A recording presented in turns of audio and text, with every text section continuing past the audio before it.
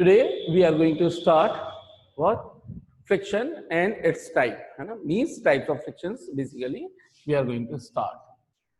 So types of friction.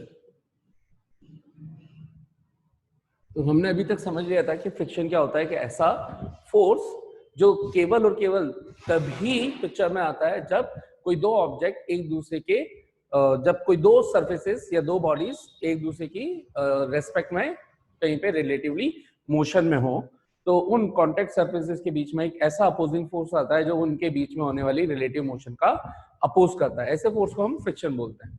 अब friction कितने basic types के हो सकते हैं? तो ब्रॉडली बोले तो दो टाइप के, लेकिन उसको हम फर्दर 3 टाइप्स में डिवाइड कर रहे हैं, उन्हीं दो को 3 टाइप्स में, और फिर एक सब डिवीजन और देखेंगे। तो अगर फ्रिक्शन की टाइप्स की बात की जाए तो एक कहलाता है स्टैटिक फ्रिक्शन, दूसरा कहलाता है लिमिटिंग फ्रिक्शन,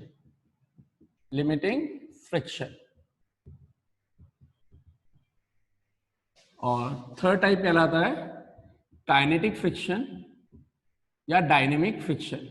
तो इसको हम जनरली बोलते हैं डायनेमिक फ्रिक्शन। ठीक है, तो ये बेसिकली इसके ये 3 टाइप्स होते हैं, है ना? स्टैटिक, डायनेमिक, ठीक है।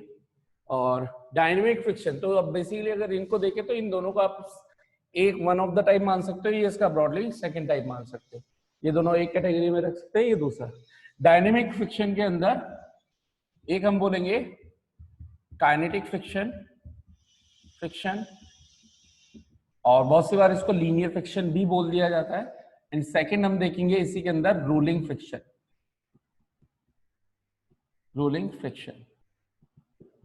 तो ये क्लासिफिकेशन किस बेस पर किया है हमने? इस बेस पे किया है ये क्लासिफिकेशन कि ऑब्जेक्ट फोर्स लगाने के बाद रेस्ट पर है या मोशन में। अगर रेस्ट पर होगा तो ये दो फ्रिक्शंस उस टाइम पर लग रहे होंगे, अभी स्टडी करते हैं कैसे।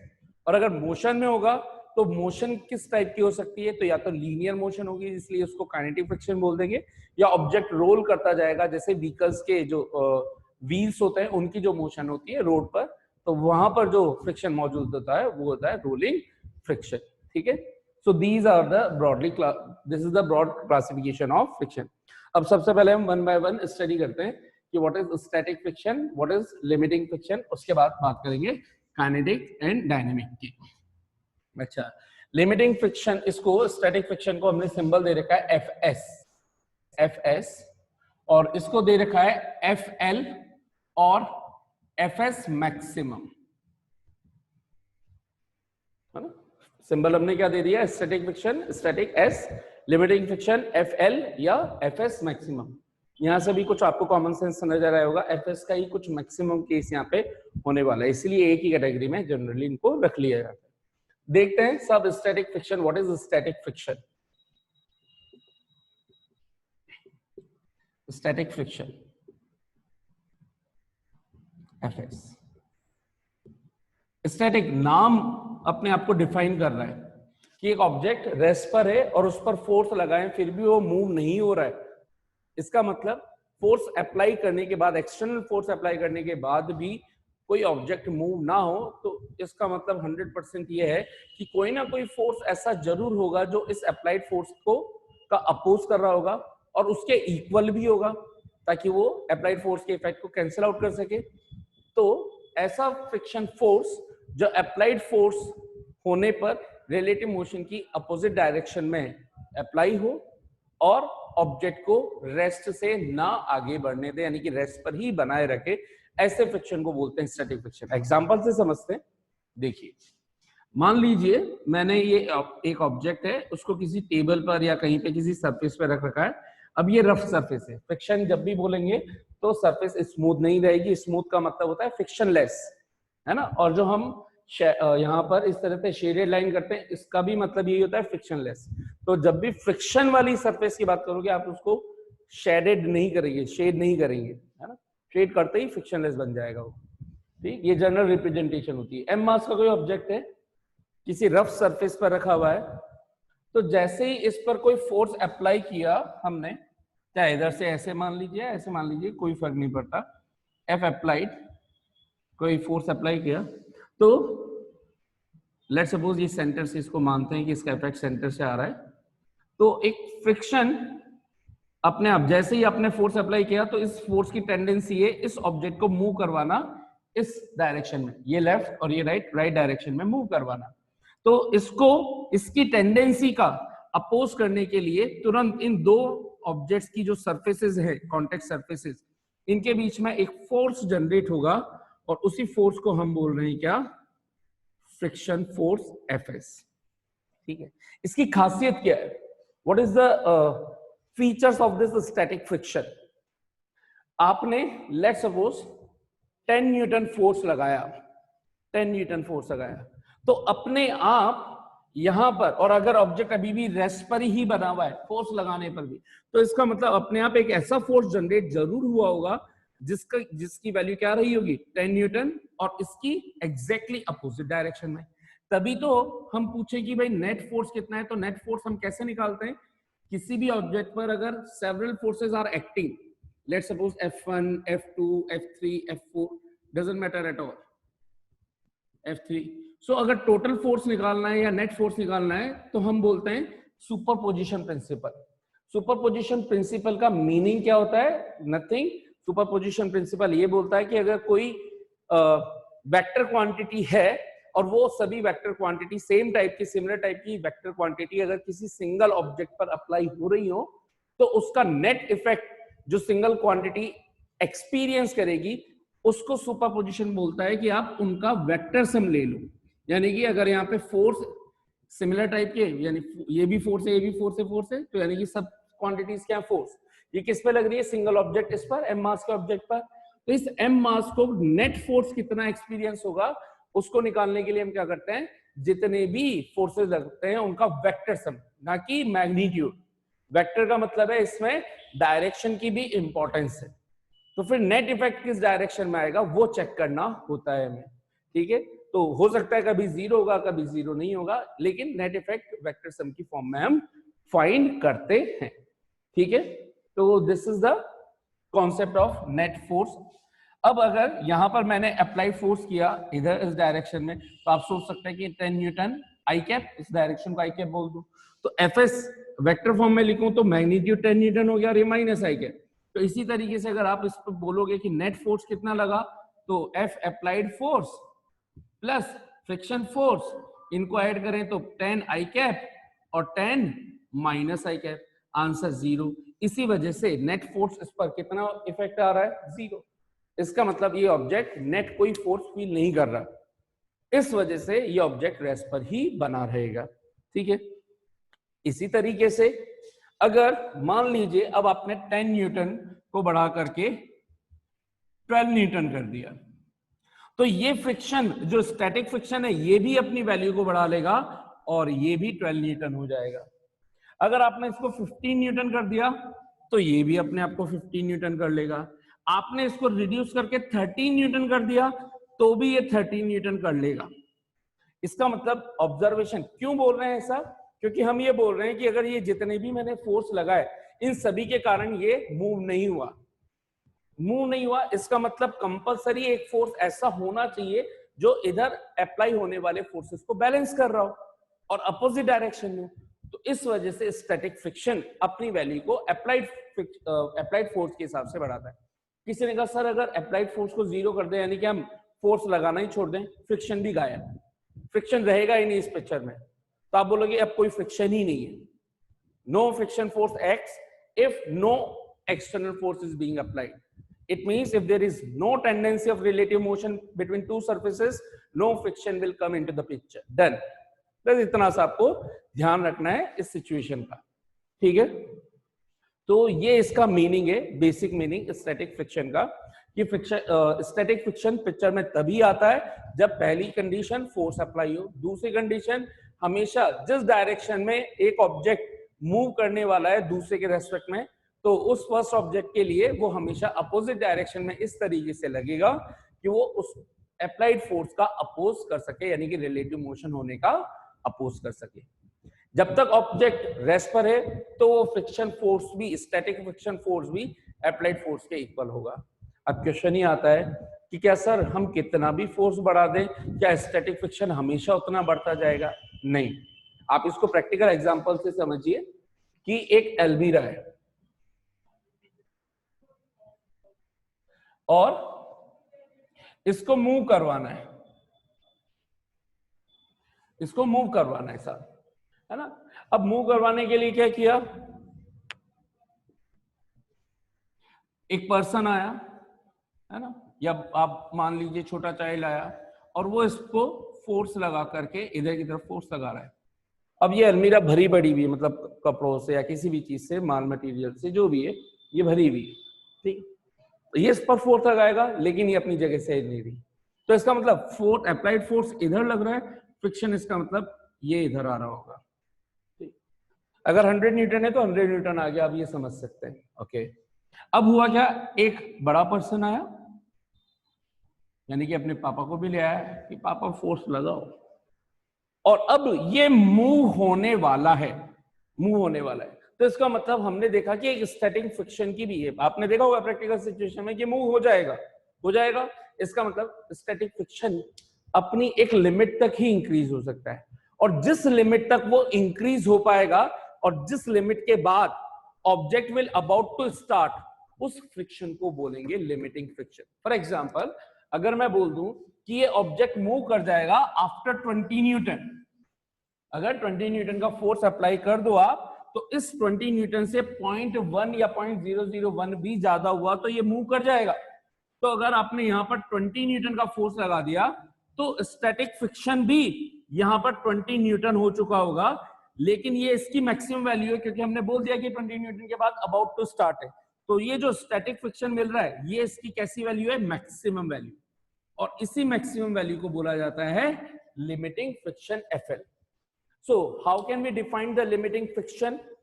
So limiting friction can be defined as that maximum static friction beyond which the object would tend to move, or above which the object will actually start, about to start its actual motion. इसको बोलते हैं क्या, limiting friction। तो दोनों में कितनों को ये पूरा समझ में आ गया, इनकी डेफिनेशन एंड ऑल।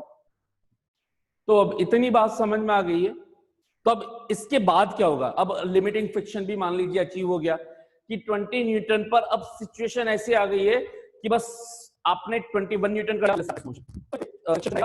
बिल्कुल काइनेटिक फ्रिक्शन।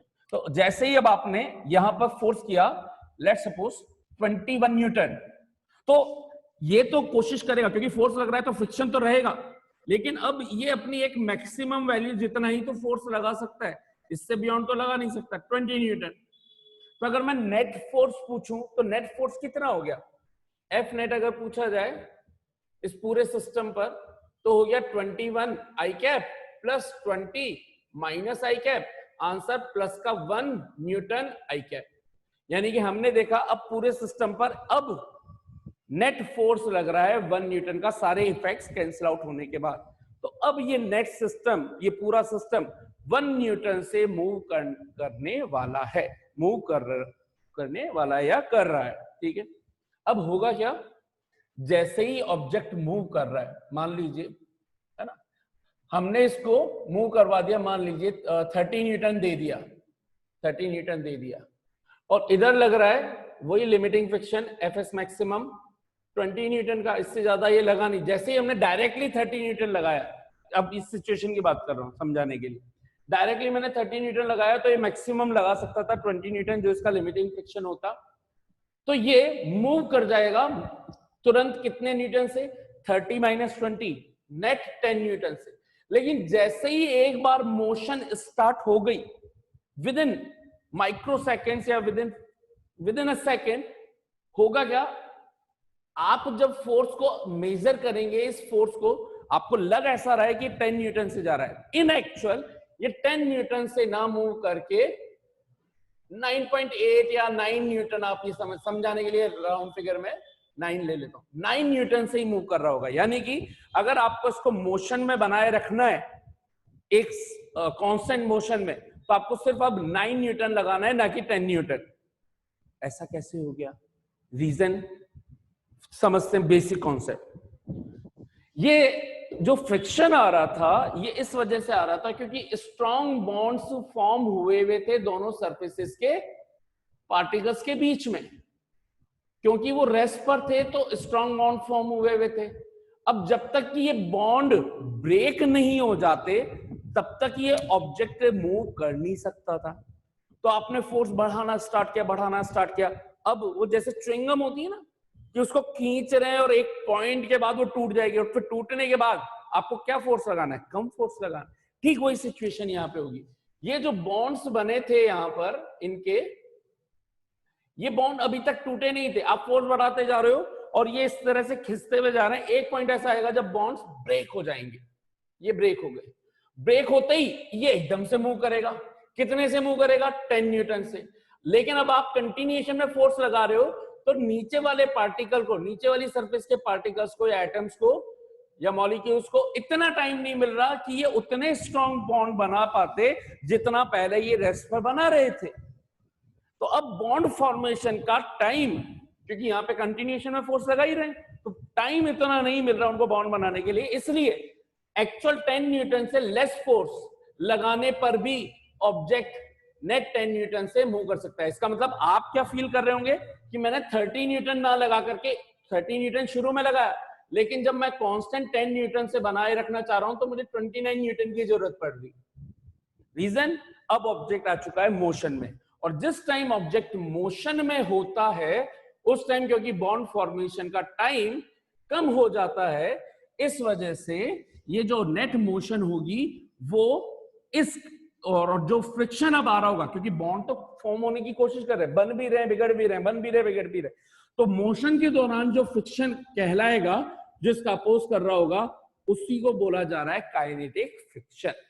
और ये kinetic friction limiting friction achieve होने के बाद उससे थोड़ा सा कम हो जाता है। ठीक है, so this is kinetic friction. तो काइनेटिक फ्रिक्शन की वैल्यू लिमिटिंग फ्रिक्शन से थोड़ी कम हो जाएगी। ठीक है, अब मान लीजिए कितनी रह जाएगी? 19 न्यूटन रह जाएगी। तभी तो 19 माइनस 30 है ना, या आप इसको ये बोल दीजिए कि अगर मैं 19 बोल दूं इसको, तो फिर उस हिसाब से मुझे 29 ही लगाना पड़ा, तो 10 न्यूटन से मूव कर रहा है। समझ में आ गया? तो ये कहलाता है काइनेटिक फ्रिक्शन। अगर इनके ग्राफ बनाने की कोशिश की जाए, इसका ग्राफ बनाने की कोशिश करते हैं, है ना, पहले ये बताइए ये कितनों को अच्छे से समझ में आ गई ये सिचुएशन? ठीक है, तो अब इसका हम कोशिश करते हैं ग्राफ बनाने की। तो वो क्या होगा ग्राफ? अच्छा, आप समझ, ये इतनी चीज भी समझ में आ गई होगी, अगर नेट फोर्स कैपिटल एफ लगा दें, काइनेटिक फ्रिक्शन एफ के चल रहा है, तो नेट फोर्स क्या बोलेंगे हम यहाँ पर? एफ माइनस एफ के। और जिस टाइम रेस्ट पर था उस टाइम पे नेट फोर्स क्या बोलना चाहिए था? F minus F S. ठीक है, ये एफ एस, और उस टाइम पे ये 0 आ रहा था, इसी वजह से रेस्ट पे बना हुआ था। और इसमें एफ माइनस एफ के ये 0 नहीं आ रहा, इसी वजह से ये मोशन के अंदर चल रहा है। ठीक है, अच्छा, ओके, ठीक है।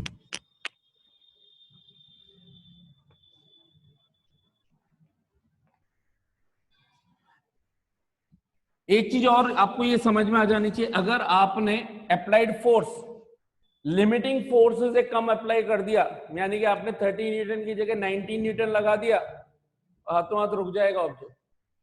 ठीक है, ये इतना भी कॉमन सेंस से समझ में आता होगा, यानी कि एफ के की वैल्यू लिमिटिंग फ्रिक्शन से थोड़ी बड़ी तो रहनी ही चाहिए, मतलब थोड़ी ऊपर कम होगी, उसके बाद लेकिन कांस्टेंट बनी रहेगी अगर एक ऑब्जेक्ट स्टेडी मोशन में, कांस्टेंट मोशन में। तो देखिए ग्राफ कैसे बनाए। ग्राफ किस तरीके से बनाया जा रहा है अप्लाइड फोर्स वर्सेस फ्रिक्शन का। और ये जो ग्राफ बना रहा हूं बहुत इंपॉर्टेंट ग्राफ भी है ना, लेकिन इजी भी है, अप्लाइड फोर्स एंड फ्रिक्शन। तो देखिए यहां पे मैं वैल्यूज लिख देता हूं जिससे आपको समझ में आए। 5 Newton, 10 Newton, 15 Newton, 20 Newton, 25 Newton,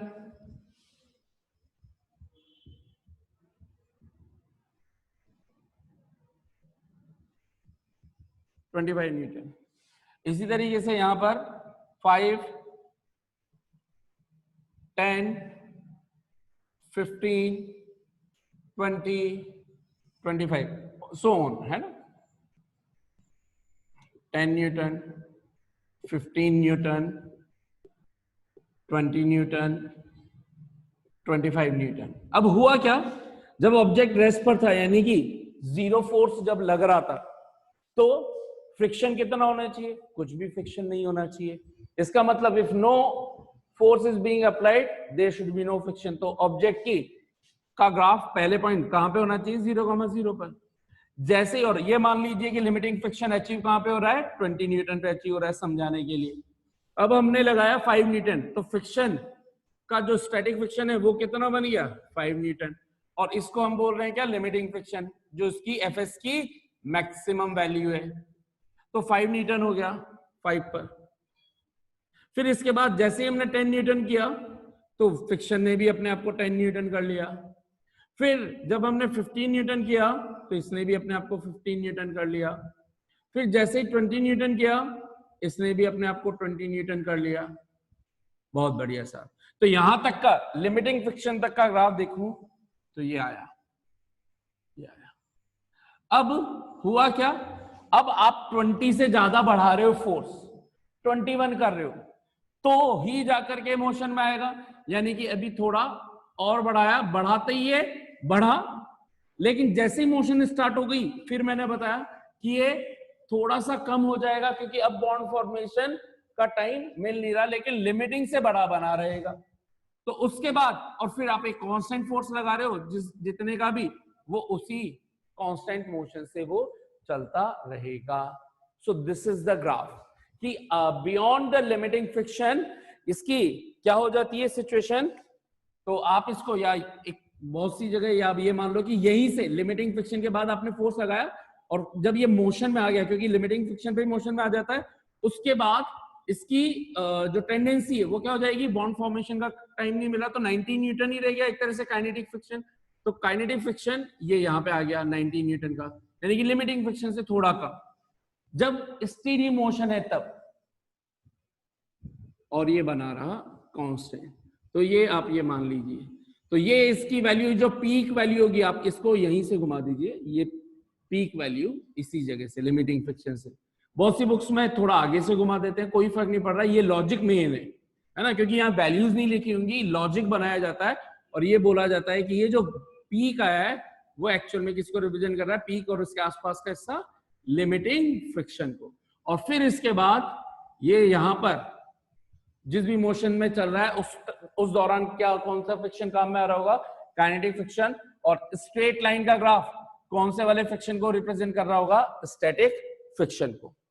so this is static friction. यहां पर ये काइनेटिक फ्रिक्शन, काइनेटिक फ्रिक्शन, और ये यहां तक ये आपका static friction. This is the graph. So general graph कैसा, नेचर वाइज देखेंगे तो कैसा होगा, capital F applied, small F सीधा गया और ये हो गया। ऐसा नहीं कि बहुत ज्यादा नीचे मत ले आना, ये नहीं, ये यहां ला करके ऐसे मन मर्जी से चिड़िया कबूतर नहीं बनाने हमें, है ना। हाँ, थोड़ा ही कम होगा और उसके बाद स्टेडी, अगर आप कांस्टेंट फोर्स लगाए जा रहे हैं तो फिर वो उसी कांस्टेंट फोर्स से मूव करता रहेगा। यानी कि 30 न्यूटन लगा रखा है आपने तो नेट 10 न्यूटन से या 9 न्यूटन से वो कंटिन्यूएशन में मूव करता रहेगा। तो ये आपका कहलाता है लिमिटिंग फ्रिक्शन, लिमिटिंग फ्रिक्शन। ये ओरिजिन 0, ये स्टैटिक फ्रिक्शन का पोर्शन कि यहां तक स्टैटिक फ्रिक्शन लग रहा है और फिर यहां पर काइनेटिक फ्रिक्शन लग रहा है। ठीक है, कितनों को ये पूरा ग्राफ अच्छे से समझ में आ गया, एग्जाम में पूछा जाता है 100%। हाँ भाई, नेक्स्ट हम बात करते हैं लॉज ऑफ फ्रिक्शन की।